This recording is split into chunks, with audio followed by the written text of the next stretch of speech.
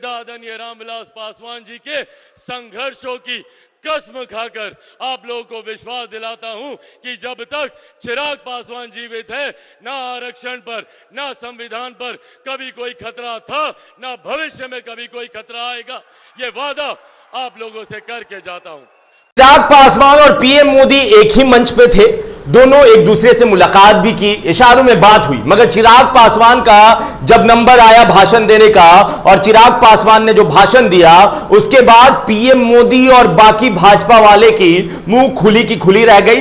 क्या था मामला? चिराग पासवान कहते हैं कि जब तक चिराग पासवान जिंदा है, जब तक चिराग पासवान के पिता रामविलास पासवान की विचारधारा जिंदा है, ना कोई आरक्षण को खत्म कर सकता है, ना कोई संविधान के साथ छेड़छाड़ कर सकता है। अब यह बात चिराग पासवान को क्यों कहनी पड़ी? क्योंकि भाजपा के कुछ सांसद कुछ दिन पहले से कह रहे हैं कि अब की बार 400 पार। क्यों 400 पार? क्योंकि 400 पार होगा तभी हम संविधान में बदलाव ला सकते हैं। उसके बाद मीडिया ने सवाल उठाया कि चिराग मौन क्यों है, चिराग बुझ क्यों गया? इस सवाल पे जब 400 पार के बाद संविधान बदलने की बात हो रही है, चिराग ने चुप्पी तोड़ी और मंच से तोड़ी जहां पर पीएम मोदी मौजूद थे, मगर साथ में एक लाइन और जोड़ा जिससे पीएम मोदी को खुश करने की कोशिश भी कह सकते हैं कि पीएम मोदी की बात मैं दोहरा रहा हूं। जैसे पीएम मोदी ने कहा कि ना संविधान पे कोई खतरा है, ना आरक्षण पे, वही मैं कह रहा हूं कि जब तक चिराग पासवान जिंदा है तब तक कोई संविधान में कुछ बदलाव नहीं कर सकता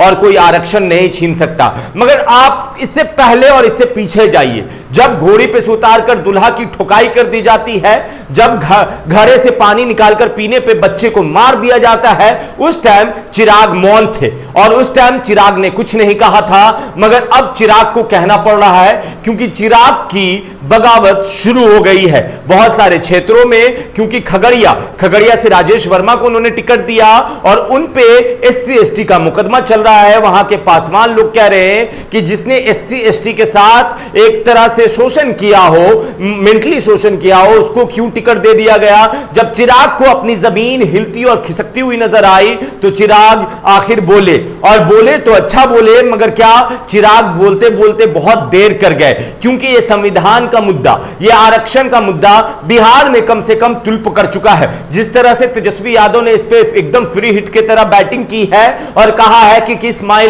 के लाल में दम है जो संविधान को बदल दे, आरक्षण हमसे छीन ले। लालू यादव के अंदाज में तेजस्वी भी दहाड़े थे। उसके बाद मीडिया और लोग सवाल उठाने लगे थे कि चिराग भी उसी संविधान और उसी आरक्षण के तहत चुनाव लड़ पा रहे हैं। हाजीपुर रिजर्व सीट है, समस्तीपुर रिजर्व सीट है, और सिर्फ इसलिए कि संविधान बाबा साहब ने हमें दिया था, नहीं तो यह सीट भी रिजर्व नहीं होती। चिराग ने बोला और आज अच्छा बोला, मगर क्या चिराग ने देर कर दी? क्या चिराग को लग रहा था कि मेरा वोट मेरे हाथों से खिसक रहा है तो अब बोलना तो बनता है? क्या भाजपा वाले इस बयान के बाद चिराग से नाराज होंगे? क्या मोदी जी के हनुमान चिराग, अब उनको लगा कि अब हनुमान की हैसियत भी खतरे में है तो राम के रहते अपनी बात रख दी जाए? ये सारी कहानी है। मगर सेकंड फेज की वोटिंग अभी भी चल रही है और सेकंड फेज के वोटिंग अभी इधर चल रही है और थर्ड फेज के लिए और फोर्थ फेज के लिए भाजपा और इंडिया गठबंधन दोनों प्रचार प्रसार एकदम